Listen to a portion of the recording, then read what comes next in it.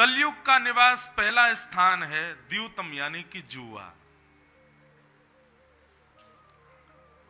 जुआ को लोग केवल खेल समझते हैं, पर नहीं। लक्ष्मी का कहीं भी असदव्यय जब किया जाता है तो उसको जुआ ही माना जाता है। धन का जब आप गलत उपयोग करते हो, गलत जगह पर खर्च करते हो, वो जुए के समान ही माना जाता है। एक प्रकार से धन खर्च करते समय हमको यह विचार करना चाहिए कि ये लक्ष्मी है, और लक्ष्मी ऐसे स्थान पर जानी चाहिए जहां उसकी योग्यता हो। जहां योग्यता नहीं है वहां यदि लक्ष्मी को हम खर्च करते हैं तो वो एक प्रकार से दोष माना जाता है। तो पहला स्थान द्यूतम, दूसरा स्थान पानम, मदिरा पान, सुरा पान। पान का मतलब पान नहीं होता, पान का मतलब पीना। क्या पीना, क्या खाना? मांस भक्षण करना, नशीले पदार्थों का सेवन करना, दूषित वस्तुओं का सेवन करना, इसमें कलयुग का निवास है। आप यदि किसी जानवर को खाते हैं, आप सुरापान करते हैं, मदिरा पान करते हैं, तो निश्चित है कलयुग आपके जीवन में आक्रमण करेगा। वैसे एक बार मुझ पर प्रश्न आया था कि महाराज जी क्या इसमें प्याज लहसुन भी आते हैं? देखो बंधुओं, अगर आप गीता की बात मानो, वैसे तो आप सब लोग हरियाणा निवासी हो, हमारे ठाकुर जी ने हरियाणा को ही गीता दी है। एक बार एक व्यक्ति मुझसे कह रहा था, महाराज जी ठाकुर जी ने ब्रजवासियों को क्या दिया है? गीता दे गए हरियाणा वालों को, सोने की नगरी बनाई द्वारिका दे गए गुजरात वालों को, और महाभारत युद्ध करा करके इतना बड़ा राज्य जीत के दे गए इंद्रप्रस्थ दिल्ली को। ब्रज को क्या दिया? कुछ भी नहीं। मैंने कहा ब्रज को वो दिया जो किसी को नहीं दिया। क्या? पूरे ब्रह्मांड में ठाकुर जी पादुका पहन करके घूमते हैं, पूरे ब्रह्मांड में ठाकुर जी अपने गरुड़ पर विराजमान रहते हैं, शेष नाग पर सोते हैं। मैंने कहा लेकिन श्रीधाम वृंदावन में ठाकुर जी बिना पादुका के अनावृत चरणों से विचरण करते हैं। पूरी ब्रजमंडल की भूमि को ठाकुर जी ने अपनी बिना पादुका के चरणों का स्पर्श दिया है, जो किसी को नहीं दिया। ठाकुर जी के चरण दिए हैं। और इतना कह दूं तो कोई बड़ी बात नहीं, हरियाणा को गीता दी, गुजरात को सोने की नगरी दी, दिल्ली को इंद्रप्रस्थ राज्य दिया, पर ब्रज को तो खुद को दे दिया ठाकुर जी ने, अपने आप को प्रदान किया। तो आप सब तो हरियाणा निवासी हो। गीता में भगवान कहते हैं भुंजते ते त्वघम पापात ये पचंत्यात्म कारणम। आप प्याज लहसुन की बात कर रहे हो, ठाकुर जी तो ये तक कह रहे हैं गीता में, जो अपने लिए अपनी जीव को स्वादिष्ट देने के लिए केवल भोजन बना करके खा जाता है, मेरा भोग नहीं लगाता, वो भी पाप है। जो लोग कहते हैं खाना बन रहा है हमारे लिए, पाप है भैया। सदा कहो प्रसाद बन रहा है ठाकुर जी के लिए। कभी भी घर में कोई आए तो उसको कभी ये नहीं कहो खाना खाओगे, नहीं खाना नहीं, प्रसाद पाओगे।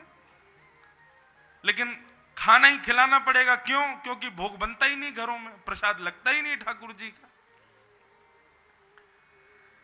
वैसे देखो अपराध तो नहीं है, परंतु कहीं ना कहीं ठाकुर जी को प्रिय नहीं है। ठाकुर जी के भोग में जब वो दो वस्तु नहीं जाती तो एक प्रकार से वो भी कहीं ना कहीं नकारात्मकता को जन्म तो देती है अंदर। बंधु, ठाकुर जी का भोग क्यों लगाया जाता है? ठाकुर जी के सन्मुख अन्न पधरा करके हम उसको अपने खाने योग्य बनवाते हैं। एक प्रकार से कह दिया जाए तो कोई बड़ी बात नहीं, ठाकुर जी चखियां हैं, चखते हैं प्रसाद को और फिर हमारे योग्य बना देते हैं, ताकि वो प्रसाद हमारे भीतर जाके कोई तमोगुण को प्रकट ना करे। हमारा हृदय, हमारी बुद्धि, हमारा सर्वांगीण अंग जो है वो सतोगुणी बना रहे। जब हम ठाकुर जी को बिना भोग लगाए पाते हैं तो निश्चित है वो वस्तु भीतर जाकर के तमोगुण को जन्म देगी देगी। आप नहीं बच सकते उससे।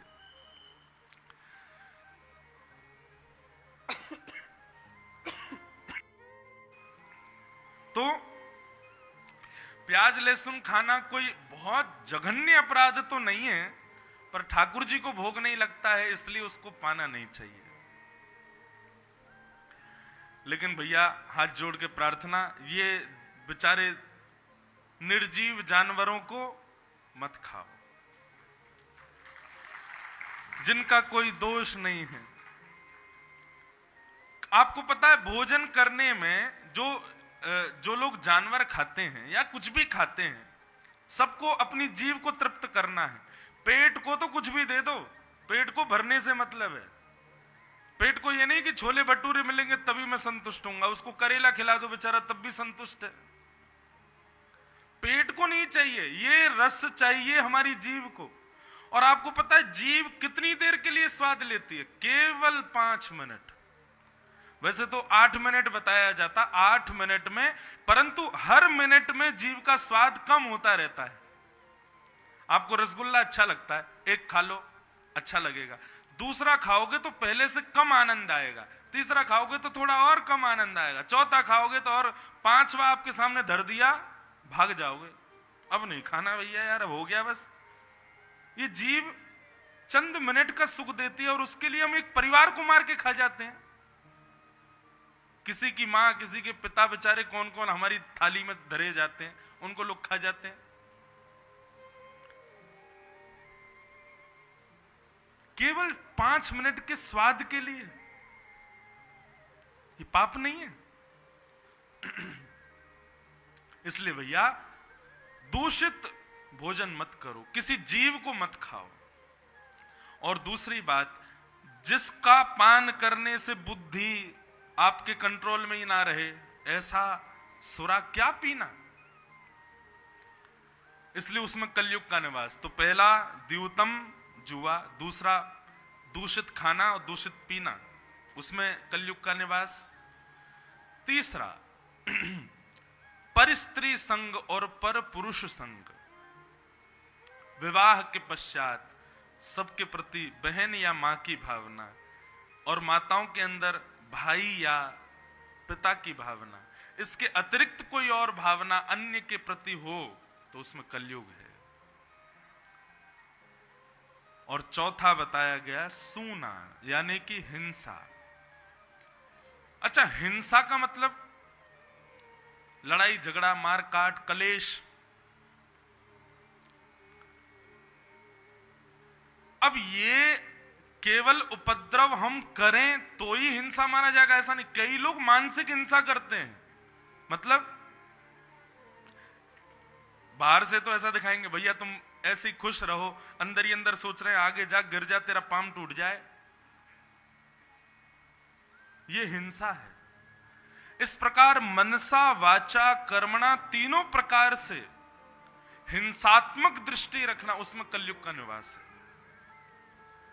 और अंतिम और 5वां स्थान कलयुग का है बिना मेहनत के कमाया गया धन,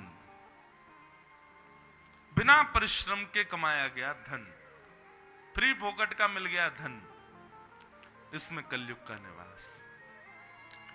तो ये 5 स्थान हैं केवल द्यूतम पानम स्त्रिय सूना और जात रूप मदात प्रभो। इन 5 से यदि कोई बच गया, और आप सब लोगों ने इन 5 को सुना, अपने आप विचार करो, हम पे कलयुग का प्रभाव है तो इसका मतलब इन 5 में कहीं ना कहीं तो हमारा प्रवेश है। मैंने जो थोड़ा बहुत एनालाइज किया,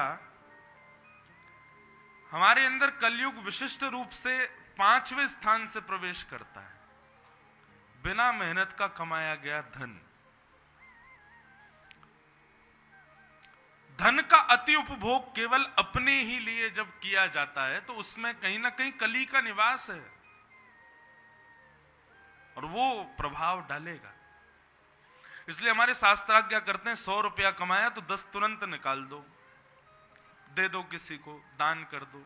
1000 कमाए 100 निकाल दो, 1 लाख कमाए 10,000 निकाल दो। दशांश तुरंत अलग कर दो। क्यों? उसमें कली का निवास, वो निकल जाएगा।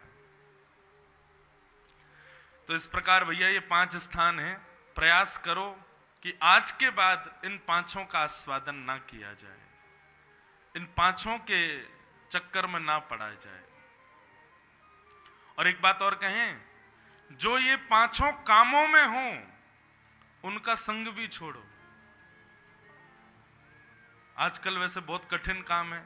हमारे पास नए नए बालक आते हैं, बोलते हैं महाराज जी कॉलेज में क्या करें, सब नशा करते हैं बच्चे, गलत गलत खाते हैं, गलत पीते हैं, उल्टे सीधे काम करते हैं, हम कैसे जाएं कॉलेज पढ़ने।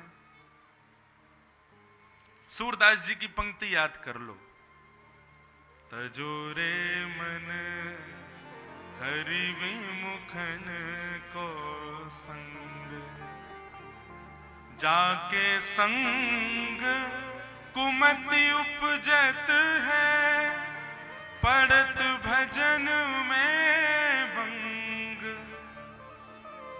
तजोरे मन हरि विमुखन को संग।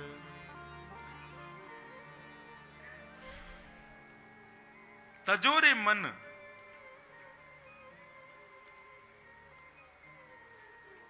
अब यहां सूरदास जी ने ये नहीं लिखा तजोरे तन हरि विमुखन को संग। वे कह रहे हैं भैया विभीषण भी रावण के साथ रहता ही था, प्रहलाद भी अपने दुष्ट पिता के साथ रहते ही थे। तन से प्रहलाद ने भी त्याग नहीं किया और तन से विभीषण ने भी त्याग नहीं किया। विभीषण को रावण ने त्याग दिया और प्रहलाद को हिरण्यकश्यप ने त्याग दिया।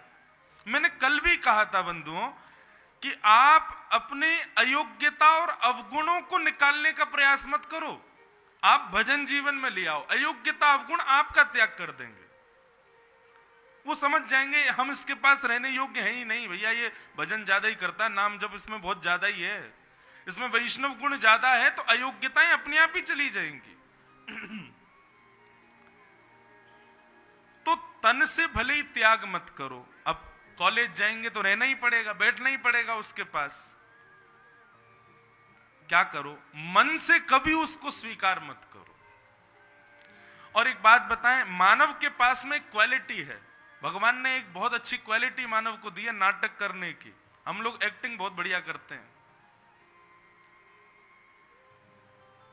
बहुत अच्छी एक्टिंग करते हैं हम लोग। इसलिए जो ऐसे दूषित लोग हैं उनके संग रहने का केवल अभिनय करो, नाटक करो।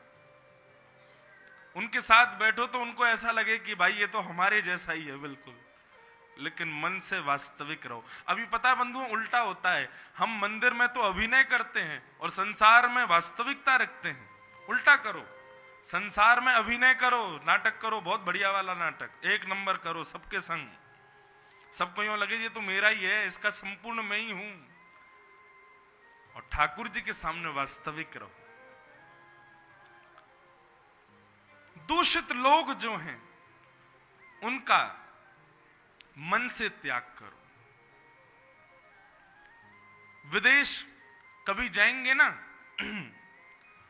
फ्लाइट में आप अगर वेजिटेरियन हो तो आपको बताना पड़ेगा, नॉन वेजिटेरियन हो तो बताना नहीं है आपको। क्यों?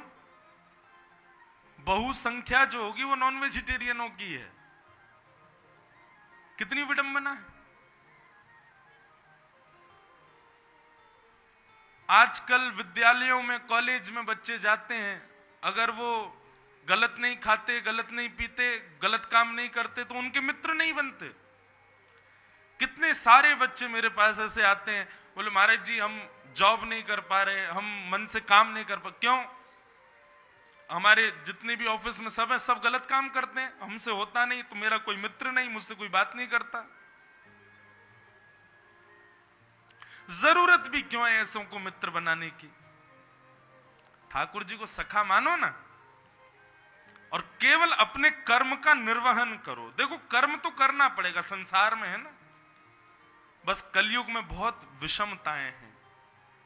रहो, तन से अभिनय करो, पर मन से कभी उन लोगों को स्वीकार मत करो। तजोरे मन हरि विमुखन को संग। सूरदास जी की इतनी सुंदर पंक्ति है, कहा होत पै पान कराए विष नहीं तजत भुजंग। कितना भी दूध पिला दो, सर्प कभी विष उगलना नहीं छोड़ता। आप सोचो, हे नाग राजा, मैंने तुमको दूध पिलाया, अब तुम मुझको डसना मत, और डसो तो जहर मत डालना। ऐसा नहीं होगा, डसेगा तो जहर ही आएगा। मन से त्याग। तो भैया ये 5 जगह सावधानी से बस इतना कर लो, बचा कुचा जितना जीवन बचा है, ये 5 जगहों से बच लो बस। द्यूतम पानम स्त्रिय सूना जात रूप मदात प्रभो। कलयुग को 5 स्थान दे दिए। राजा परीक्षित लौट करके जैसे ही आए, आज राजा परीक्षित ने मन में विचार किया कि मैं अपने तहखाने खोल के देखूं कितना धन है मेरे पास। जैसे ही तहखाने खोल करके देखे तो वहां खूब सारे धन आदि सब रखे थे। एक मुकुट रखा था जो कि जरासंध का था। जब भीम ने जरासंध को मारा तो मुकुट लेकर के भीम आ गए, लेकिन भगवान ने मना किया, भीम इस मुकुट को कभी पहनना मत। क्यों? बोले जरासंध छल से राजाओं को मारता है और उनके मुकुटों की मणि निकाल करके अपने मुकुट में लगवा लेता है, ताकि देखने वाले उसके मुकुट से ही पहचान जाते हैं कितने राजा मार चुका है। तो उसका मुकुट देखने में सुंदर है, लेकिन इसमें प्रवृत्ति अच्छी नहीं है। बहुत सावधानी से सुनो सब लोग। सांसारिक संपत्ति बंधुओं कई बार बहुत लुभाती है अपनी ओर, परंतु कई बार कई संपत्ति का कोई कण हमारे घर में ऐसा आ जाता है जिससे संपूर्ण घर में बर्बादी होनी प्रारंभ हो जाती है। समझो उसमें कलयुग का निवास था।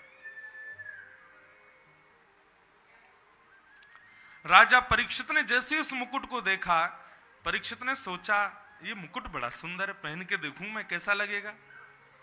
और जैसे ही परीक्षित ने अपने सिर पर धारण किया,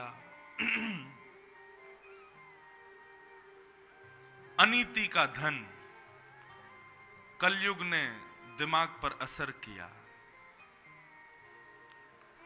और राजा परीक्षित के मन में भावना उत्पन्न हुई, मैं राजा हूं, कभी शिकार खेलने नहीं गया मैं।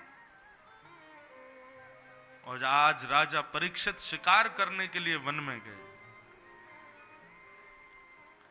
वन में गए। जिस राजा के यहां हिंसा करना पाप था, आज वो राजा स्वयं वन में शिकार करने गया।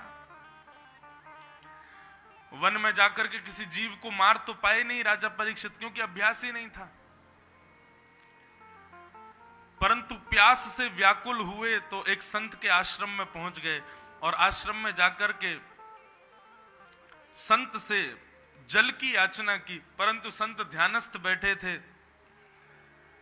संत ने जल नहीं दिया तो राजा को बड़ा अपमान बोध हुआ कि मेरा अपमान हो गया, मैं जल मांग रहा हूं, एक छत्र सम्राट तुम्हारे द्वार पर आके जल मांग रहा है और ये महाराज जो है नाटक कर रहा है, ना आंख बंद करके बिल्कुल ध्यानस्थ बैठा है मेरे सामने। मरा हुआ सर्प उठा करके उसके गले में डाल दिया।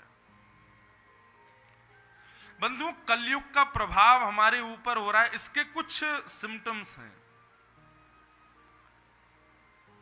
और उसका एक बहुत मेजर सिम्टम क्या है कि आप तिलक लगाने वाले, वैष्णव रूप में रहने वाले, कंठी माला पहनने वालों को देख करके आपके हृदय में उपहास की भावना हो,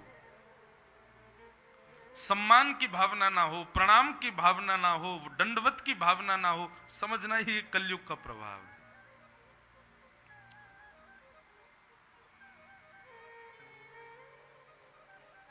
हम तो ऐसी तिलक में ही घूमते हैं, धोती में ही रहते हैं 12 महीने, कहीं जाएं कहीं कथा हो।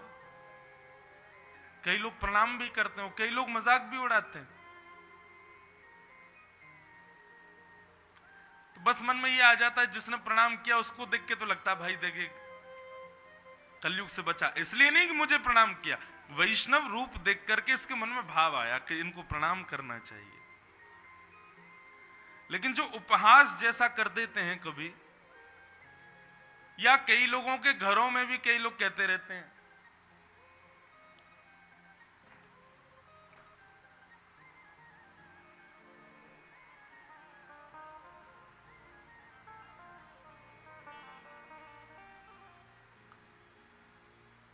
क्या आया होगा बताओ?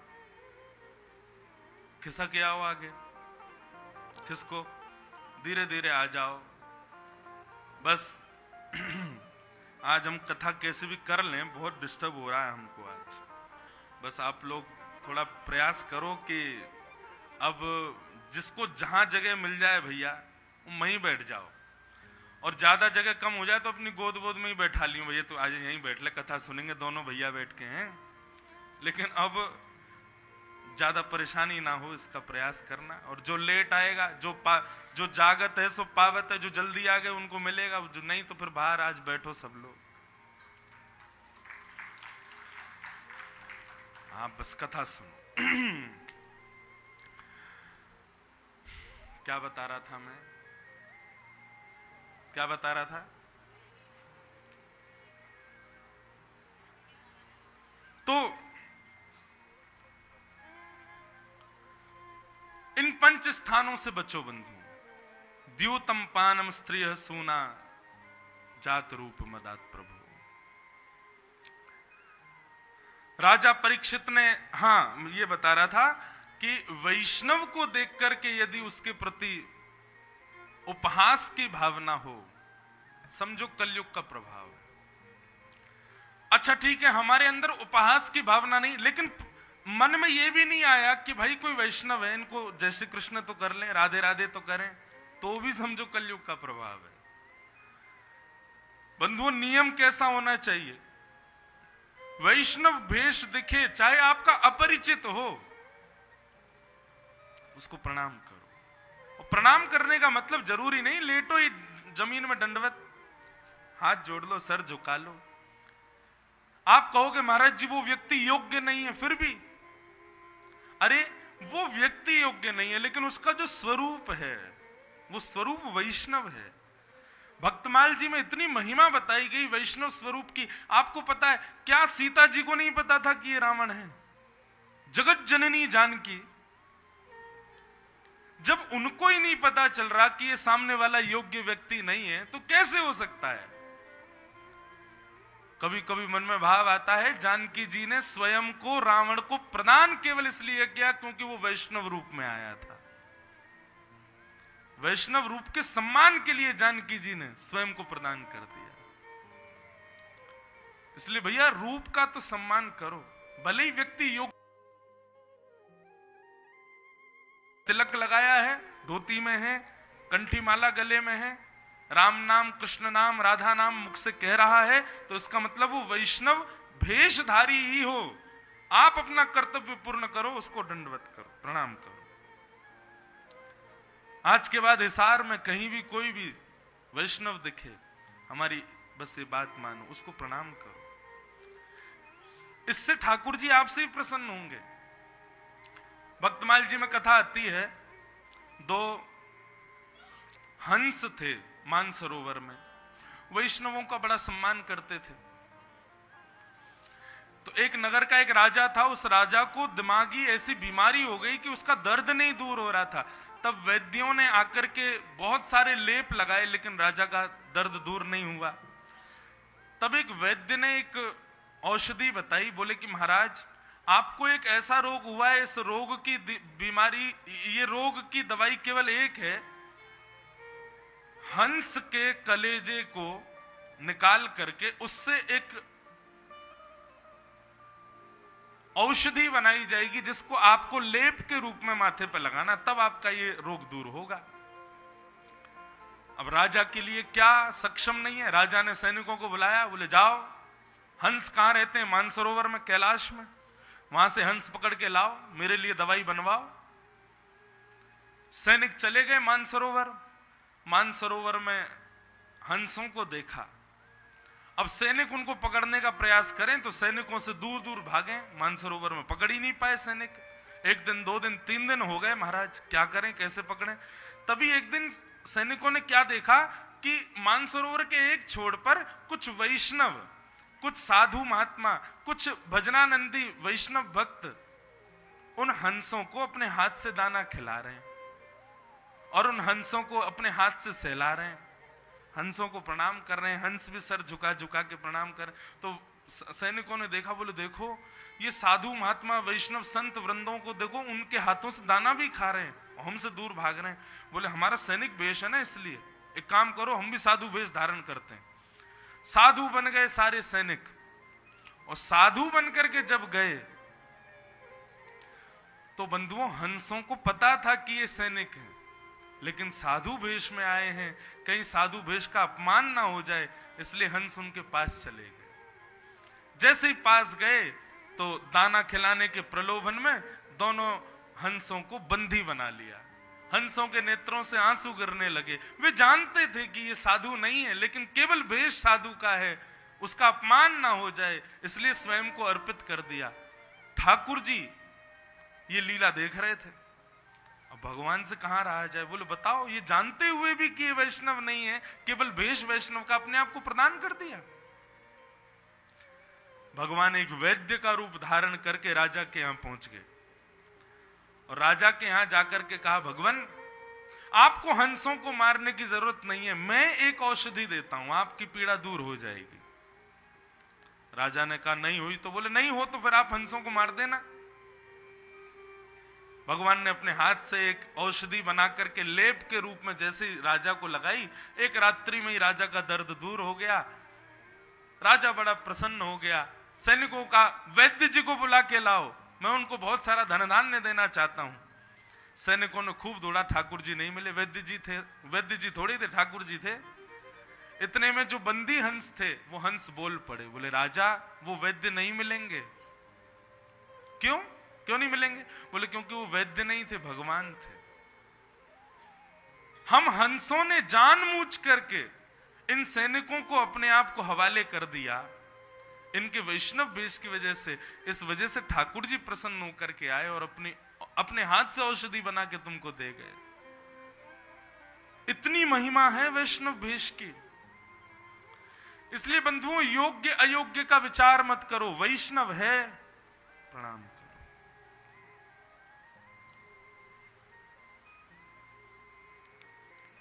लेकिन कलयुग का प्रभाव यही है कि वैष्णव दिखने के बाद भी हम उसका उपहास कर दें, उसको देख करके भी दंडवत ना करें, एक बार भी हाथ ना जोड़ें। ये कलयुग का प्रभाव है। कोई वैष्णव सामने से आ रहा और आपने महाराज और नजर मोड़ ली कि अरे इसको प्रणाम और करना पड़ेगा, समझना कलयुग आ गया है जीवन में। राजा परीक्षित ने एक संत का अपमान कर दिया, गले में मरा हुआ सर्प डाल दिया। शमिक ऋषि जिनके गले में मरा हुआ सर्प डाला, उनके पुत्र को जब ये बात पता चली, तुरंत उसने जल हाथ में लिया और श्राप दे दिया, राजा परीक्षित ने मेरे पिता का अपमान किया, श्राप देता हूं, आज के ठीक 7वें दिन तक्षक सर्प डस देगा और उसकी मृत्यु हो जाएगी। राजा परीक्षित को श्राप लगा। लेकिन यहां राजा परीक्षित, अभी इनको पता नहीं था कि श्राप लग गया है। लौट करके आए, जैसे ही मुकुट उतारा तब इनको याद आया मैंने आज क्या किया। एक संत से जल मांगा, वो समाधि में बैठे थे, जल नहीं दिया तो मैंने क्रोध में भर के मरा हुआ सर्प डाल दिया गले में। ये मैं नहीं हूं, ये मुझसे करवाया गया है और ये कलयुग ने करवाया है। बंधुओं, कलयुग ऐसा ही है। वो हमारी बुद्धि में, विचार में, क्रियाओं में कलयुग आता है और हमसे ऐसा कुछ करवाएगा, जीवन भर उस कृत्य के लिए हम आत्मग्लानि करते रहते हैं। हमने क्यों किया, क्यों किया? वो कलयुग ही करवाता है। नहीं करवाएगा तो जीवित रह ही नहीं पाओगे, 20-25 साल में ही छुट्टी हो जानी है हमारी। हम लोग लंबे जीते ही इसीलिए हैं क्योंकि हमने कुछ ना कुछ ऐसे कर्म किए हैं जीवन में जो कलयुग ने करवाए हमसे। उनको भोगने के लिए कलयुग हमको जीवित रखवाता है। इसीलिए भैया भगवान नाम का आश्रय लो। भगवान नाम में ये सामर्थ्य है कि कलयुग ने जो तुमसे करवाया, उसकी जो पीड़ा तुमको मिलने वाली है, भगवान नाम में सामर्थ्य है उस पीड़ा को नष्ट करने की। इसलिए सदा भगवान नाम आश्रित रहो। हम लोग अभी नहीं समझ पा रहे हैं, पछताएंगे बाद में। हम वक्ताओं पर तो इतनी कृपा है। पूज्य श्री मलुक पीठ वाले महाराज जी कह रहे थे मुझसे मैं एक दिन महाराज जी से मिलने गया तो मैंने महाराज जी से कहा, मैंने महाराज जी इतनी लगातार कथाएं होती हैं, गला बैठ जाता है, आराम नहीं हो पाता, घर को समय नहीं दे पाते, कभी कभी लगता है कि कैसे निर्वहन होगा जीवन का। तो महाराज जी ने इतनी अच्छी बात कही। अब जरूरी थोड़ी हम वक्ता हैं तो हमारे मन में प्रश्न नहीं आता होगा, हमारे मन में भी आता है। महाराज जी ने इतनी अच्छी बात कही, बोले इंद्रेश जी इसको ऐसे मत देखो, ऐसे देखो, संसार के लोगों को भगवान को याद करने के लिए समय निकालना पड़ता है, पर हम वक्ताओं का तो कान पकड़ रखा है भगवान ने। बोले तुमको तो याद करना ही पड़ेगा, तुम रह ही नहीं सकते मुझे याद किए बिना। अब आपको भजन करना है और पेट में दर्द हो जाए तो आप कहोगे आप ठीक है कल कर लेंगे माला, आज पेट में दर्द हो रहा है। लेकिन हमारे पेट में दर्द हो जाए और 3 बज जाए, हम कहते भैया पेट में दर्द है, बोले महाराज जी चाहे चूरन खाओ चाहे दवाई खाओ, जनता बैठी है, कथा तो आपको करनी पड़ेगी। हम कहें भैया गला बैठा है, जुकाम हो रही, शब्द नहीं निकल, आवाज नहीं निकल रही गले से, तो कोई व्यक्ति ये नहीं कहेगा कि महाराज जी आराम कर लो, मैं काढ़ा बना के लाता हूं, चाय बना के अभी पिलाते हैं आपको, गला ऐसा हो जाएगा बिल्कुल, आओ कथा तो करनी पड़ेगी। मतलब हमारा कितना बड़ा सौभाग्य है, ठाकुर जी ने कान पकड़ के बैठा रखा, बोले बेटा तू नहीं रह सकता मुझे याद किए बिना, बाकी चाहे कोई छुट्टी कर ले तुझे तो करना ही पड़ेगा। और ये चल ही रहा है क्रम, बरगढ़ से आए सीधे जयपुर, जयपुर से यहाँ आए, यहाँ कथा पूरी करेंगे, एक को भागेंगे, फिर वहां जाके भगवान नाम गाएंगे। लोग कहते हैं इतना व्यस्त जीवन है, ऐसे कैसे जीवन, इतनी भाग दौड़ क्यों? फिर हमें लगता है कि नहीं, ठाकुर जी ने जबरदस्ती हमको बैठा रखा। भाई कुछ लोग ऐसे चुने हैं भगवान ने कि ये तो मुझे याद किए बिना रह ही नहीं सकते। हम वक्ता उनमें से, हम कुछ करें ना करें दिन में, लेकिन ठाकुर जी को याद तो हमको करना ही पड़ेगा।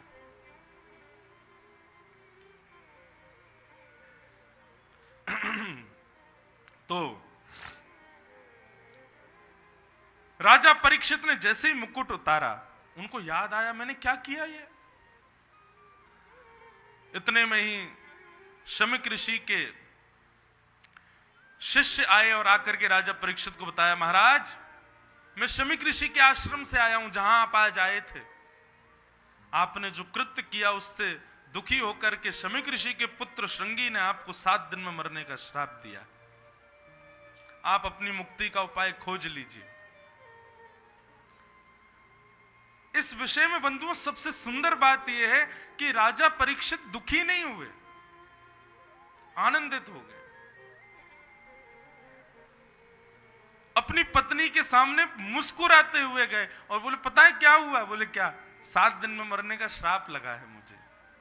पत्नी बोली हंस करके तो ऐसे बता रहे हो जैसे करोड़ों की संपत्ति मिली हो। अरे मरने का श्राप लगा है और आप प्रसन्न हो रहे हो। यही तो वैष्णव का स्वरूप है बंधुओं। वो किसी भी स्थिति में नकारात्मक नहीं सोचता, वो किसी भी स्थिति में यह विचार नहीं करता कि ये गलत हुआ।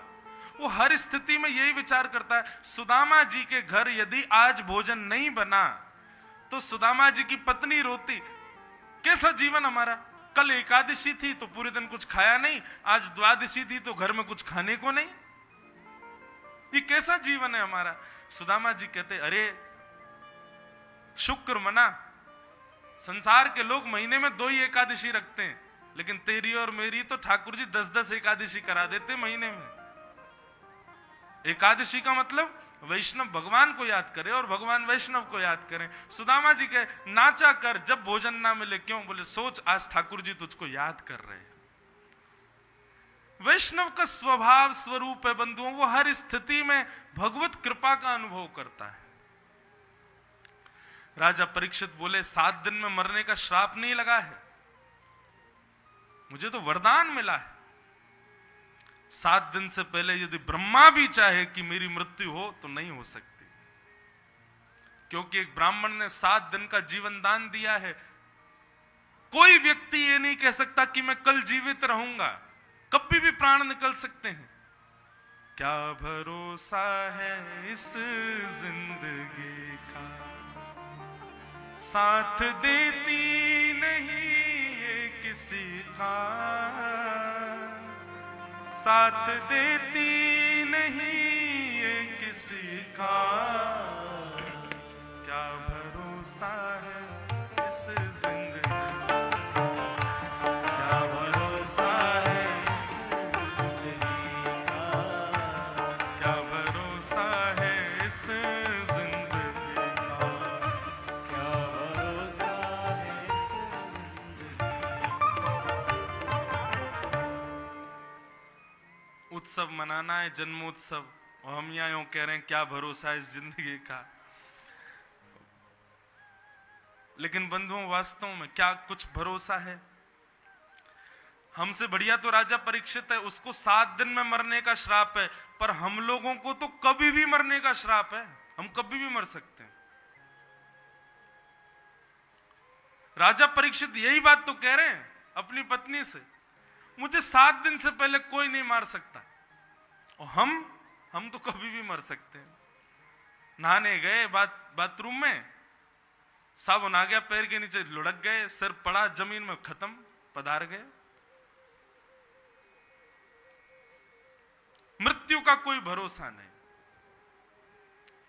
परंतु राजा परीक्षित कह रहे हैं कि मुझे 7 दिन से पहले कोई नहीं मार सकता, इसलिए मैं इसको श्राप नहीं समझूंगा, मैं तो इसको आशीर्वाद ही समझूंगा कि मुझे 7 दिन का जीवन मिल गया।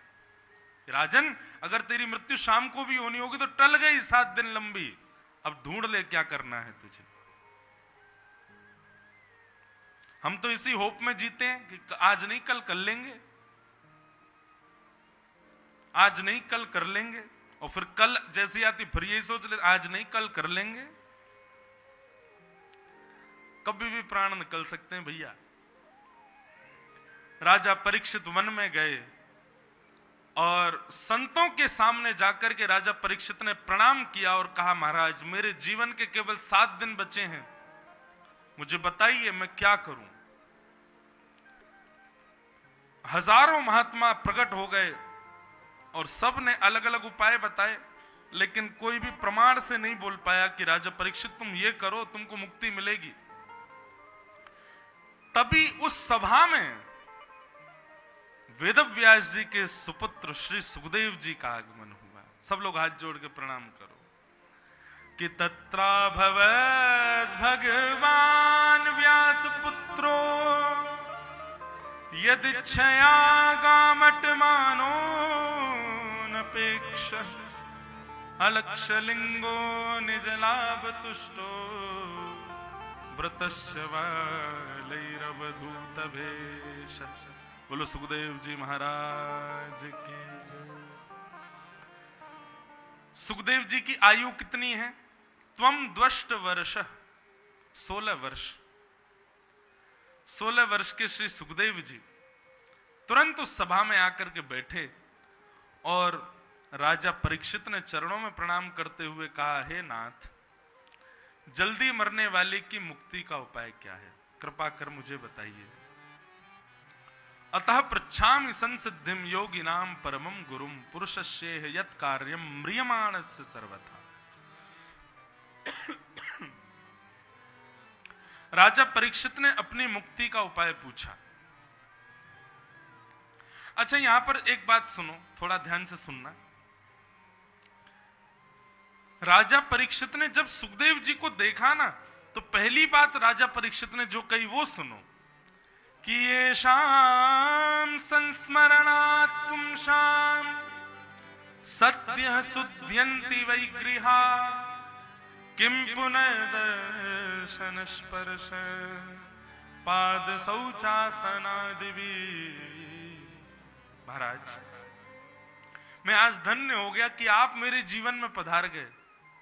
आप जैसे संतों का तो केवल घर बैठ के स्मरण कर लिया जाए तो व्यक्ति मुक्त हो जाता है, और ऐसे संतों का प्रत्यक्ष दर्शन मिल जाए। अभी सुनो, अभी यहां कोई अनाउंसमेंट हो जाए, और क्या अनाउंसमेंट हो भैया, सिरसा में साक्षात गोस्वामी तुलसीदास जी प्रकट होकर दर्शन दे रहे हैं, क्या होगा? सब भागोगे?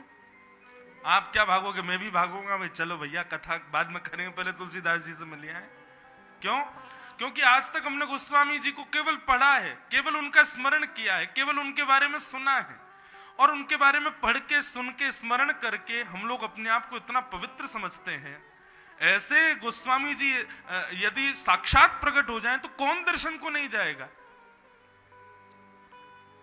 अब गोस्वामी जी तो बहुत बड़ी बात हो गई। आजकल सामान्य वैष्णव चर्चा करने वाले सुंदर सुंदर वक्ता हैं हमारे भारत में, यदि पता चल जाए कि कोई आए हैं तो निश्चित है कि सब लोग जाएंगे उनको प्रणाम करने के लिए।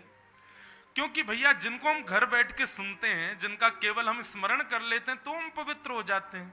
ऐसे महापुरुष मिल जाएं, श्री बिहारी जी को जिन्होंने प्रकट किया, ऐसे स्वामी श्री हरदास जी, अभी कोई समाचार आए वृंदावन में साक्षात स्वामी हरदास जी प्रकट हो गए, भागेंगे। चैतन्य महाप्रभु नवद्वीप धाम में प्रकट हो गए, अब महाराज दौड़ेगी जनता सबरी, बोले जय हो चैतन्य महाप्रभु पधारे। वही बात यहां पर परीक्षित कह रहे हैं, आप जैसे संतों का तो महाराज स्मरण करने से मुक्त हो जाते हैं, दर्शन मिल जाए तो कितनी बड़ी बात है।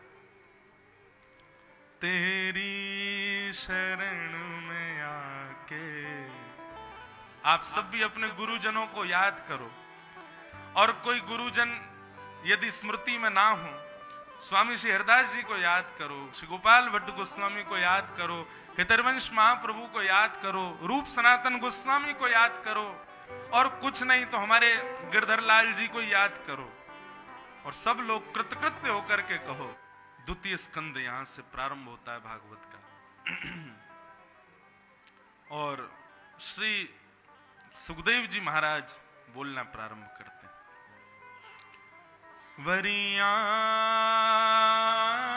वरीयानेशते प्रश्न क्रतो लोक हितम नृप, आत्मवेद सम्मतः पुंसा श्रोतव्यादिषु यपर।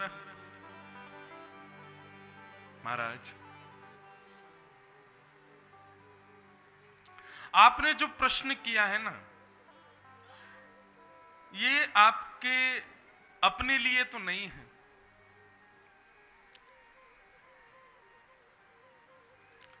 वरीयाने शते प्रश्न क्रतो लोक हितम नृप। लोक हितम नृप, आपने जो प्रश्न किया है ये समस्त जनमानस के लिए किया, आपने अपने लिए ये प्रश्न नहीं किया। सुखदेव जी की योग्यता देखो, वो प्रश्न सुन के पहचान गए कि ये अपने लिए नहीं कर रहा है। क्यों? क्योंकि परीक्षित आप साधारण बालक नहीं हो, आप वो बालक हो जिसने जन्म बाद में लिया है, गर्भ में मां के भगवान का दर्शन पहले किया है। तुम साधारण बालक नहीं हो, तुम्हारी रक्षा भगवान ने की है। और किसी बालक की रक्षा केवल इस कसौटी पर तो नहीं हो सकती कि उसको मोक्ष चाहिए। वो मोक्ष जो रावण को भी मिला है, जो कंस को भी मिला है, जो पूतना अगासुर बकासुर धेनुकासुर सबको मिला है,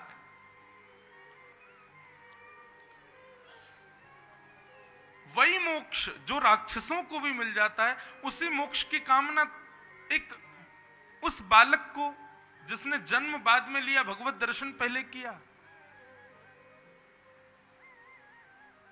ये संभव नहीं हो सकता। बहुत सावधानी से सुनो बंधु, मोक्ष की परिभाषा भागवत में अब बदल जाएगी। अब यहां से मुक्ति की कामना परीक्षित की हो, ये सुखदेव जी ध्यान रखेंगे कि इसके हृदय में एक कामना उत्पन्न ना हो। राजन, तुम मांग रहे हो कि मोक्ष कैसे मिले, ऐसा कोई उपाय बताओ। वही मोक्ष मांग रहे हो जो राक्षसों को भी मिल जाता है, और मुझे तुम्हें वो मोक्ष भगवत भजन करके मिले तो हम भी राक्षसी बन जाएं। जब मोक्ष ही पाना है तो राक्षसों को भी तो मिल जाता है, तो वही भजन भगवत स्मरण होना चाहिए कैसे भी, चाहे बैर भाव से हो।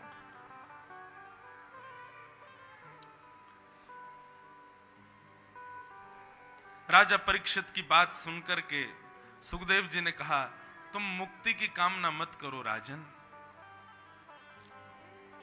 आप तो भक्ति की कामना करो। और यहां से सुखदेव जी अब भागवत सुनाना प्रारंभ करते हैं।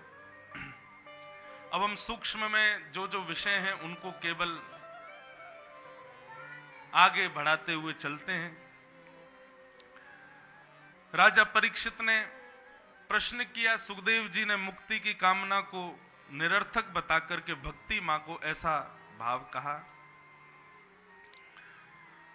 सृष्टि के विषय में पूछा, बोले महाराज सृष्टि का सृजन और सृष्टि के विषय में आप कृपा करके मुझे बताओ।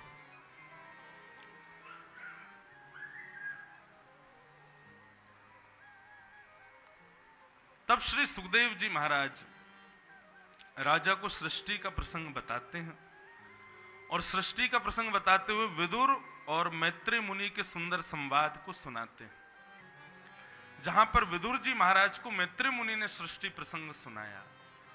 उसी सृष्टि प्रसंग में ब्रह्मा जी ने कैसे इस पृथ्वी को बनाया, मानवों को बनाया, उद्भिद जरायुज अंडज आदि इन सबको बनाया, सबके विषय में कहा और सबका सृष्टि का वर्णन करते हुए पृथ्वी पर प्रथम मानव के रूप में स्वयंभू मनु आए।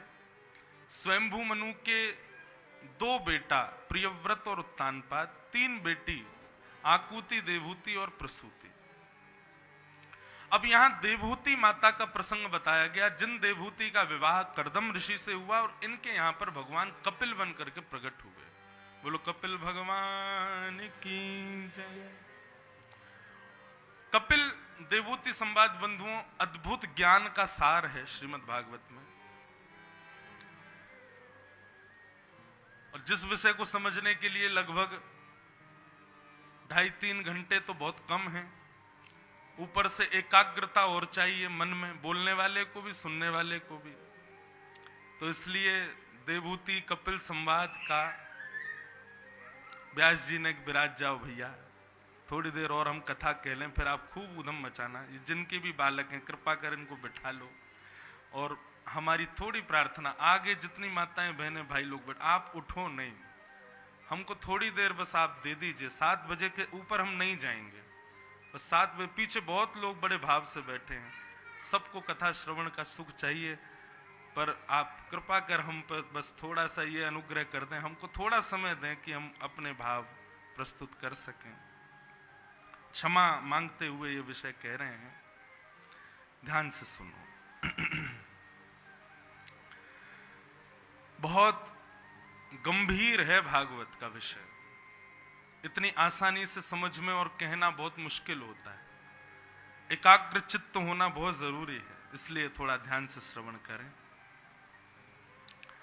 तो कपिल भगवान का जन्म देवहूति माता के यहां हुआ। यहां पर इतनी अच्छी एक बात है, थोड़ा सा कह के मैं आगे बढ़ूं।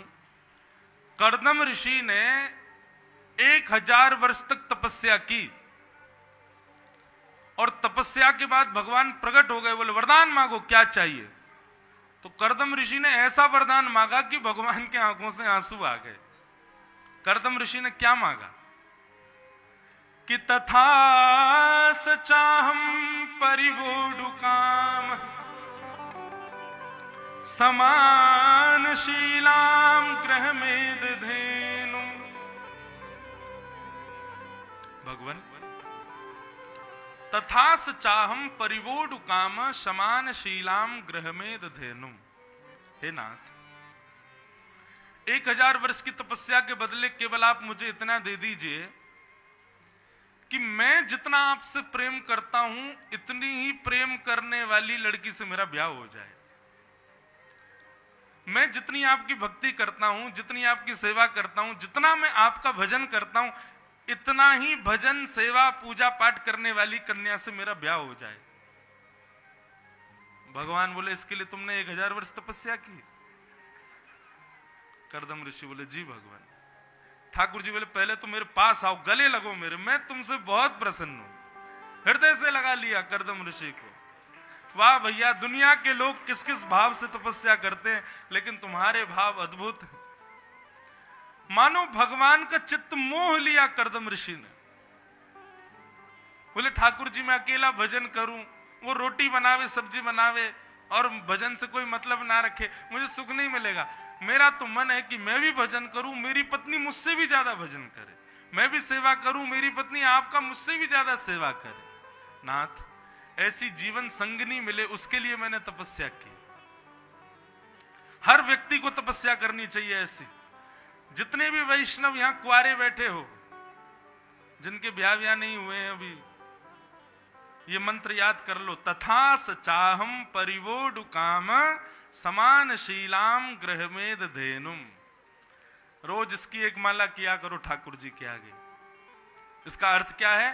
ठाकुर जी, हम जितना आपकी कथा में रुचि रखते हैं, जितना आपकी सेवा में रुचि रखते हैं, जितना आपके भजन में रुचि रखते हैं, उतनी रुचि रखने वाला हमको जीवन संगी मिले।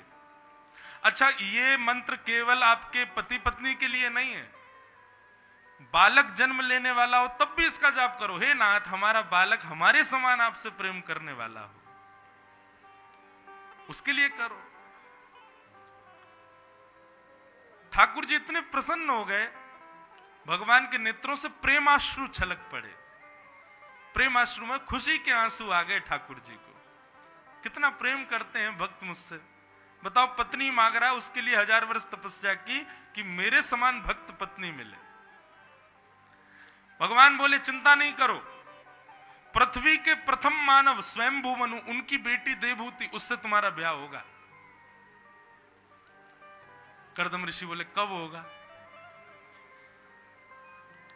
बोले, अब चैन नहीं है, परसों हो जाएगा, 2 दिन में ही हो जाएगा। कर्दम ऋषि बड़े आनंदित हो गए, लेकिन भगवान जाते जाते बोले, मेरा मन संतुष्ट नहीं है अभी, तुमसे इतना प्रसन्न हूं कर्दम में, एक वरदान तुमने मांगा, एक मैं देता हूं अपनी तरफ से। और क्या वरदान दिया? बोले कि मेरे समान, तुम्हारे समान भक्त पत्नी तुमको परसों प्राप्त होगी, उसका नाम होगा देवहूति। और एक वरदान मैं अपनी तरफ से देता हूं कि तुम्हारे यहां पुत्र बन के मैं ही आऊंगा, तुम्हारे यहां पुत्र रूप में मैं जन्म लूंगा। सोचो कितना बड़ा सौभाग्य है कर्दम ऋषि का। आपको पता, नंद बाबा यशोदा मैया पुत्र की कामना से दर दर जाते थे, लेकिन कामना में ये नहीं कहते कि हमें पुत्र चाहिए। ये कहते थे नंद बाबा, हे देवता, हमारे 9 लाख गैया हैं, मेरे बाद उन गैया की सेवा कौन करेगो? हैं, मेरे घर इतने संत आमे, उन संतन को मेरे बाद भोजन कौन पवावेगो? हमारे ब्रजवासी को सबन को रक्षक मैं ही हूं, मेरे बाद उनको रक्षक कौन रहेगो? तो हमारे नाना जी कहते थे कि भैया, गौ सेवा, संत सेवा और ब्रजवासियों की सेवा की कामना से पुत्र मांगा तो श्री कृष्ण ही पुत्र बन के आ गए। हम लोग पुत्र किस कामना से मांगते हैं? संपत्ति बढ़ाएगा, वैभव बढ़ाएगा, बड़ा होके हमारा नाम रोशन करेगा। कैसे वो गाना, मेरा नाम करेगा रोशन, जग में मेरा राज दुलारा, ऐसे ही है ना। हमारी कामना तो ये है। तो फिर ऐसे ही पुत्र आते हैं नाम रोशन करवाने वाले।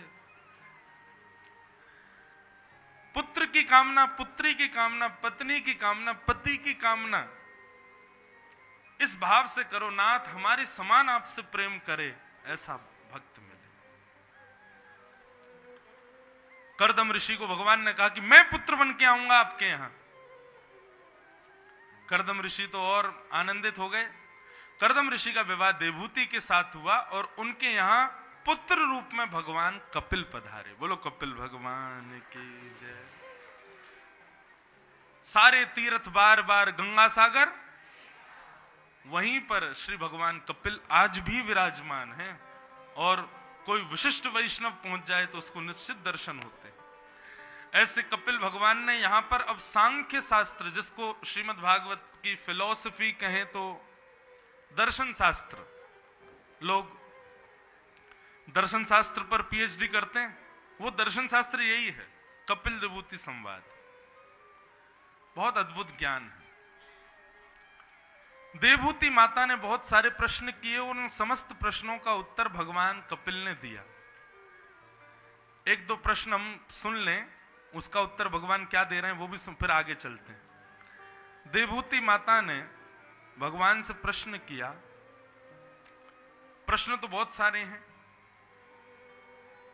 परंतु एक बड़ा सुंदर प्रश्न है कि ठाकुर जी आपके कितने प्रकार के भक्त होते हैं और आपको आपको प्रिय कौन सा होता है? तो भगवान ने अपने 4 प्रकार के भक्त बताए हैं देवभूति संवाद में। ध्यान से सुनना, हम कौन से वाले हैं जरा देख लो। ठाकुर जी कह रहे हैं, अभिसंधायो हिंसाम दंभम मात्सर्यमेव वा सारंभी भिन्द्रक भावम मयि कुर्यात् सतामस। भगवान कह रहे हैं, मां, पहली श्रेणी मुझको भजने वाले भक्तों में तामसी भक्तों की है। तामसी भक्त का स्वरूप स्वभाव कैसा होता है? तो भगवान कह रहे हैं, वो मेरे दर पर किसी की हिंसा की भावना से आता है। आप उसको तो इतना दे रहे हो, उस पर तो इतनी कृपा कर रहे हो, उसका तो सब बढ़ता ही जा रहा है, ठाकुर जी हम पे भी कर दो। इस भाव से जो मेरा भजन करता है, हिंसा की भावना। दूसरी बात, इस भक्त का दूसरा लक्षण क्या होता है? दंभ मतलब केवल और केवल पाखंड करता है मंदिर में आके, है नहीं भावना, केवल 4 लोगों को दिखाने के लिए कि देखो मैं मंदिर आता हूं, इस भाव से जो मंदिर आता है। और तीसरी बात, मात्सर्य दोष। पहले दिन मैंने कथा में बताया था, दूसरे दिन मात्सर्य दोष किसको कहते हैं? दूसरे के सुख से दुखी होना। ये 3 लक्षण मैया मेरे पहले एक भक्त में होती है, जिसको मैं तामसी भक्त कहता हूं। ये मुझे बिल्कुल पसंद नहीं है। कौन कौन से 3 लक्षण है? पहला, हिंसा, दूसरे की हिंसा की भावना रखता है, दंभ करता है और दूसरे के सुख से सदा दुखी रहता है, लेकिन भजता मुझे है, मुझे वो बिल्कुल प्रिय नहीं। तामसी भक्त। दूसरा आया राजस भक्त। राजस भक्त का लक्षण क्या है? कि विषयान विसंधाय यश ऐश्वर्यमेव वा अर्चादावर्चयोद्यो मां पृथक भाव स राजस। राजस भक्त का लक्षण क्या है मैया? वो मेरी अर्चना करता है केवल और केवल विषयों के लिए। भगवान, कल मेरा एग्जाम है, मुझे पास करा दो। हे भगवान, मैं कल अपने एक क्लाइंट से मिलने जा रहा हूं, उससे मेरे को इतना प्रॉफिट करा दो। हे भगवान, मेरी फैक्ट्री बढ़िया चलवा दो। हे भगवान, घर में इतनी संपत्ति ला दो। हे भगवान, इतना पैसा वाला कर दो, मर्सिडीज ले आऊं मैं। बस यही सब भिखारी की तरह मांगता ही रहता है, लिस्ट उसकी कभी खत्म ही नहीं होती, केवल मांगने आता है मेरे पास। यश, ऐश्वर्य और विषयों की कामना से जो मेरी अर्चना करता है, मैया ये राजस भक्त है, ये भी मुझको पसंद नहीं। इसको केवल मैं एटीएम मशीन के जैसा दिखता हूं, फल रूपी, पेड़ा रूपी, 2-4 रुपया रूपी कार्ड लगाओ तो बहुत सारा मिलेगा भीतर से, ये भी मुझे प्रिय नहीं। तो तामस, राजस और तीसरा आया सात्विक। सात्विक भक्त का लक्षण क्या है?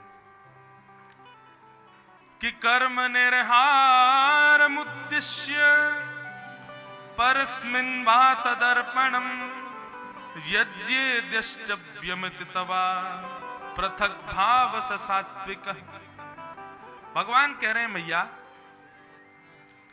जो अपने प्रत्येक कर्म के पीछे मेरी कृपा का अनुभव करता है। घर बनाया, बहुत बढ़िया घर बनाया, वो नहीं, भगवान कृपा। आपका बेटा तो बहुत अच्छा है, बोले भगवान कृपा। आपने ऐसा किया, भगवत कृपा। वो सब में मेरी कृपा का अनुभव करता है, ये सात्विक भक्त है। मैया ने पूछा, ये आपको अच्छा लगता है? बोले हाँ ठीक है, अच्छा लगता है, लेकिन ज्यादा प्रिय नहीं है। मैया ने पूछा, आपको सबसे प्रिय कौन सा है? तब भगवान ने चौथे भक्त का लक्षण बताया। चौथा भक्त कौन है? लक्षणम भक्ति योगस्य निर्गुणस्य हुदाहतम अहैतुक्य व्यवहिता या भक्ति पुरुषोत्तम मन ना रहे 10-20। ब्रज की गोपियां एक हतो सो गयो श्याम संग को राधे कोई मन ना रहे 10-20।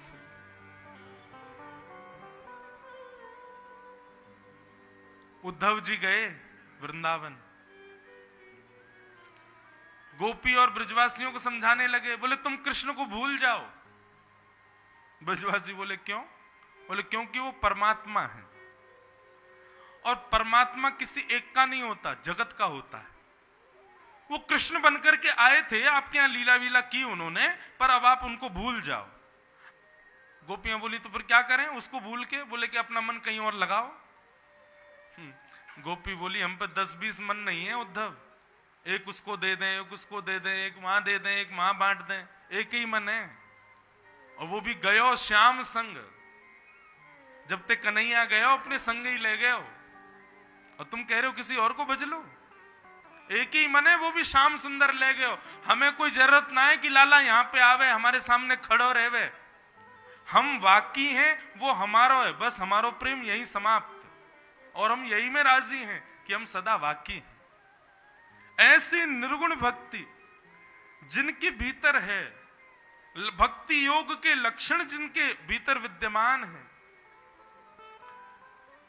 जो सदा मेरा चिंतन करते हैं, मेरे भाव में ही रहते हैं, सदा के लिए केवल मैं ही जिनका सर्वस्व हूं, ऐसे भक्त, निर्गुण भक्त मुझे अति प्रिय है मैया। और निर्गुण भक्तों के बहुत सारे लक्षण हैं, ऐसे भक्तों को मैं बहुत प्रेम करता हूं। इस प्रकार 4 भक्तों के लक्षण भगवान कपिल ने बताए, और कपिल भगवान इस प्रकार मैया के अनेक प्रश्नों के उत्तर देते हुए कपिल देवभूति संवाद विश्राम। बोलो कपिल भगवान की जय। तृतीय स्कंद में बंधुओं सती चरित्र आता है थोड़ा सा, और भगवान शिव का सुंदर प्रसंग यहां सुनाया गया। आगे फिर ध्रुव की कथा सुनाई गई। भगवान के परम भक्त हुए श्री ध्रुव जी महाराज। उत्तानपाद राजा थे, उनकी 2 पत्नियां थी, सुनीति और सुरुचि। हम सबकी भी 2 पत्नियां हैं बंधु, मन और बुद्धि। ये सदा हमको अपनी ओर खींचती हैं। बुद्धि कुछ कहती है, मन कुछ कहता है, पर हम बड़े असमंजस में रहते हैं, किसकी माने, मन की कि बुद्धि की? देखो बंधु, आध्यात्म का मतलब क्या है, भक्ति के पथ का मतलब क्या है? मन और बुद्धि ये दोनों अलग नहीं रहते, फिर ये दोनों एक हो जाते हैं। अब यहां कई वैष्णव बुद्धि से आए हैं। बुद्धि से आने का मतलब क्या है? भैया हमारे परिवार के लोग हैं, कथा करा रहे हैं, उन्होंने निमंत्रण भेजा, आना पड़ेगा, 4 बार फोन आया, आना पड़ेगा, नहीं जाएंगे तो बात खराब हो जाएगी। तो बुद्धि से आए हैं, केवल मुंह दिखाने कई लोग, लेकिन कई लोग मन से आए हैं, निमंत्रण के मोहताज नहीं। पता चल गया कथा हो रही है, आए हैं, क्यों? हमें कथा सुननी है। तो कई बुद्धि से आए, कई मन से आए, पर कई लोग यहां ऐसे भी हैं जिनकी मन और बुद्धि दोनों से आए हैं। कई लोग जो मन से आए हैं वो बुद्धि से क्या सोच रहे हैं, भाई बैठे तो हम कथा में हैं, लेकिन हमको बहुत जरूरी काम है। आ तो गए कथा में, लेकिन काम तो वहां करना है, उसके लिए जाना है। यहां बैठे हैं लेकिन उनकी बुद्धि कहीं और घूम रही है। तो ऐसी विचलितता में भी कई लोग बैठे होंगे। लेकिन कई लोगों का यह है, काम छूटे तो छूटे, कुछ बिगड़े तो बिगड़े, हमको तो कथा सुननी। मन बुद्धि दोनों कथा में है। ये आध्यात्म का स्तर है। मन अलग बात कहे, बुद्धि अलग बात कहे, तो आप सदा विचलित ही रहोगे। भक्ति के पथ पर चलने के बाद मन बुद्धि दोनों एक हो जाते हैं, एक ही आज्ञा करते हैं। पर बंधु, हम मानवों का स्वभाव क्या है? हम बुद्धि की कम सुनते हैं, मन की ज्यादा सुनते हैं। उत्तानपाद राजा ने भी ऐसा ही किया, अपनी बड़ी पत्नी यानी कि बुद्धि का त्याग कर दिया और छोटी पत्नी सुरुचि के साथ रहने लगे।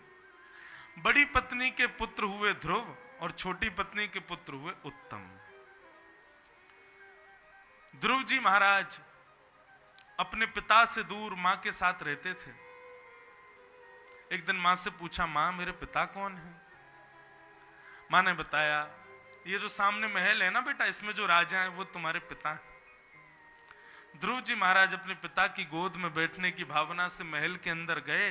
पिता की गोद में जैसे ही बैठने के लिए जाने लगे, छोटी मां ने रोक दिया। कहां जा रहे हो? मां, ये मेरे पिताजी है ना, इनकी गोद में बैठूंगा मैं। देखो उनकी गोद में एक बालक बैठा है ना, बोले हाँ वो मेरा बेटा है। इसका मतलब उनकी गोद में वही बैठ सकता है जो मुझसे जन्म लेगा। तुमको यदि अपने पिता की गोद में बैठना है तो जाओ वन में जाके भजन करो, भगवान प्रसन्न हो जाए। भजन से कहें वरदान मांगो तो वरदान मांगना, मैं छोटी मां के गर्भ से जन्म लूं। जब तुम मेरे गर्भ से जन्म लेके आओगे तब बैठोगे। ये भी कोई बात है? इतना श्रेष्ठ बता दिया उस गद्दी को कि भगवान का भजन करना पड़ेगा। ध्रुव जी अपने मां के पास आके उदास हो गए। मां ने पूछा, क्या हुआ ध्रुव? तो ध्रुव जी ने शिकायत नहीं की, दासियों ने आकर के बताया कि छोटी मां ने ऐसे ऐसे डांटा। बंधुओं, बच्चे निर्विकार होते हैं, उनके अंदर विकार हम लोग डालते हैं। ये चुगली करना, शिकायत करना, उसके बारे में ऐसा बोलना, ऐसा करना, वो आंटी अच्छी नहीं उनके पास नहीं जाते, ऐसे ऐसे करके बालकों में दोष तो हम लोगों ने डाला, उनको तो पता ही नहीं होता। ध्रुव जी का स्वभाव इतना सुंदर है, एक बार भी नहीं कहा कि छोटी मां ने मुझसे क्या कहा। दासियों ने आकर के बताया। ध्रुव जी की मां ने गोद में बिठाया और ध्रुव से कहा, बेटा छोटी मां की बात बुरी लगी तुम्हें? उन्होंने गलत क्या कहा? बोले, मां मैं आपका पुत्र हूं, पर उन्होंने कहा कि भगवान से जाके वरदान मांगो कि मैं उनका पुत्र बनूं। मुझे ये बात अच्छी नहीं लगी मां। मां हो तो ध्रुव जी की मां जैसी। ध्रुव जी की मां समझाती है, बेटा भगवान से तुम्हारी छोटी मां ने क्या कहा, वन में जाओ, भगवान का भजन करो और उनसे ये वरदान मांगो। मैं तो तुझे केवल सत्संग में ले जाती हूं, लेकिन उसने तो सीधे कहा भगवान के पास ही जाओ। अब भगवान से जाके मांगना क्या है उस बात को भूल जाओ, लेकिन तुम जाओ और वन में जाके भगवान का भजन करके उनको प्रकट करो। और तुम देखना, ठाकुर जी जब तुम्हारे सामने आएंगे ना, तुम कुछ मांग ही नहीं पाओगे। लेकिन बेटा अब अगर तुम्हें संकेत मिला है वन में जाने का, तो अब रुको मत, तुरंत जाओ। और सुनो, छोटी मां को प्रणाम करके जाना। गुरु ही होते हैं वो जो भगवत मार्ग दिखाते हैं। वो मां तुम्हारी गुरु है, उसने कहा वन में जाओ भजन करो तो जाओ, उसको प्रणाम करके जाओ। ध्रुव जी छोटी मां को प्रणाम करके वन की ओर गए। नारद जी महाराज मिले।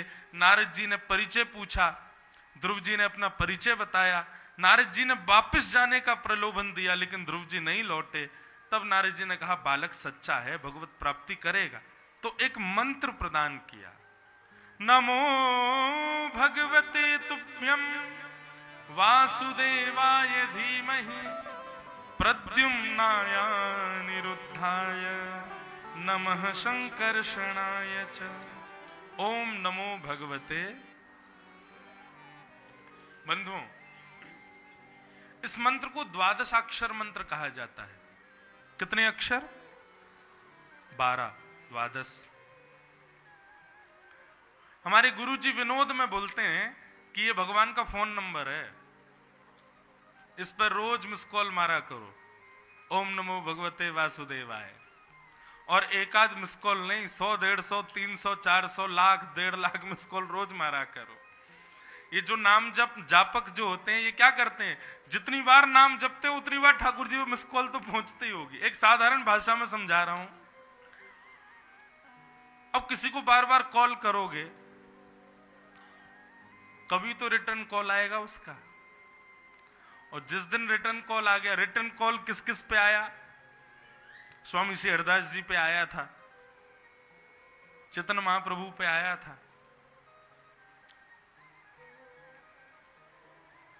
स्वामी श्री हरदास जी पे आया था, सूरदास जी पे आया था, हम पे क्यों नहीं आ रहा है? अभी अच्छे से कॉल लग नहीं रहा है हमारा।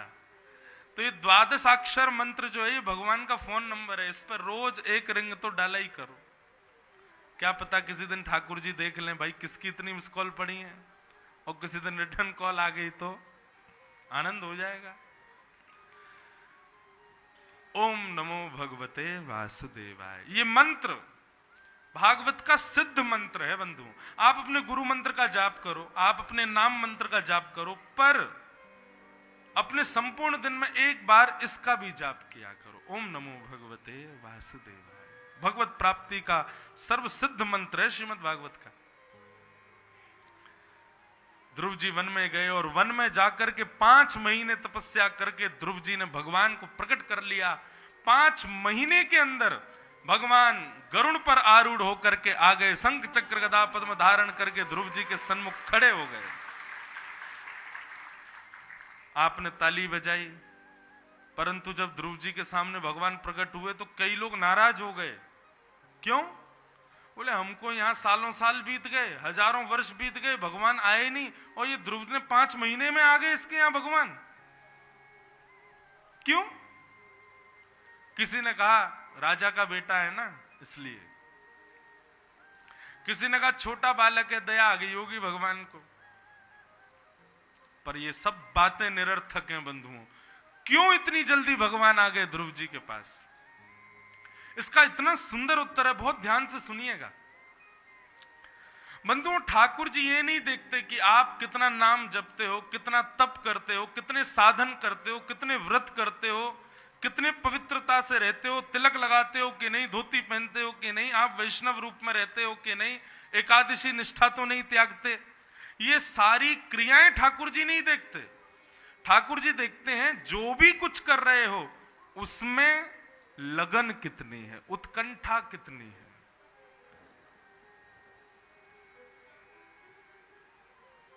व्रत तो कर रहे हैं एकादशी का, लेकिन मन में यही सोच रहे कब द्वादशी आएगी, कब रोटी उड़ाएंगे। एकादशी के दिन घर में कोई अगर बीमार है, भोजन कर रहा है, तो भैया दूर जाके खा ले, मेरे सामने रोटी सब्जी खा रहा है, मेरा मन कर रहा है देख के। ऐसी एकादशी का क्या फायदा? गले में कंठी तो पहन रहे हैं, तिलक तो लगा रहे हैं, लेकिन जैसे ही दिखता है कि समाज के लोग ज्यादा ही देख रहे हैं तो धीरे से तिलक मिटा लेते हैं। ऐसे निष्ठा का क्या फायदा? आप साधन कितने करते हो वो जरूरी नहीं है, आप कितनी देर बैठ के पूजा करते हो वो जरूरी नहीं, पर जितनी देर बैठते हो उतनी देर आपका हृदय कैसा रहता है ठाकुर जी के आगे वो जरूरी है। ध्रुव जी ने 5 महीने तपस्या की, उसका वर्णन सुन लेंगे ना आप, कोई साधारण व्यक्ति भी नहीं कर सकता। तिरात्रांते तिरात्रांते कपित्थ बदरासन। ध्रुव जी ने पहले महीने कैसे भजन किया? 3 रात तक कुछ नहीं खाते और 3 रात बाद केवल फल खा के भजन करते। 1 महीना जैसे पूर्ण हुआ ना, ध्रुव जी बोले भगवान नहीं आए, तो दूसरे महीने में 6 दिन कुछ नहीं खाते और 6 दिन बाद पत्ते खा के भजन करते। दूसरे महीने में भी भगवान नहीं आए तो ध्रुव जी ने और कठिन तप किया। अब केवल 9 दिन में जल पी के भजन करते हैं। 3 महीने में भी भगवान नहीं आए तो चौथे महीने में ध्रुव जी ने जल पीना भी बंद कर दिया।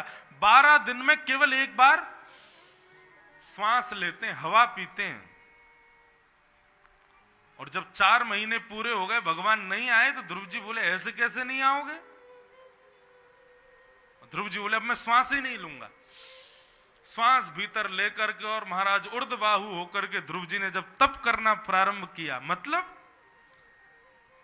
हठ योग, व्याकुलता, ठाकुर जी से मिलने की जिद, ये थी ध्रुव जी की भक्ति में। नहीं मिलोगे तो श्वास नहीं लूंगा मैं, नहीं मिलोगे तो पानी नहीं पीऊंगा, अन्न जल ग्रहण नहीं करूंगा, मिलना पड़ेगा आपको। हमने कभी हट किया ठाकुर जी से मिलने का? एकादशी भी यूं करते हैं, द्वादशी कब होगी महाराज, पारना का समय बताओ जल्दी।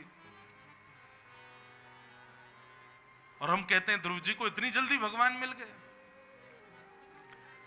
पुनश्च लिख लीजिए, आप साधन कितने करते हो, नाम जप कितने करते हो, क्रियाएं कितनी करते हो, ठाकुर जी के सामने कितने घंटे बैठते हो, नियम कितने करते हो, ये जरूरी नहीं है। 5 मिनट भी करते हो तो 5 मिनट भाव कैसा रहता है ये जरूरी है। उत्कंठा कितनी रहती है ये जरूरी, तड़प कितनी भगवत मिलन की ये जरूरी बात है।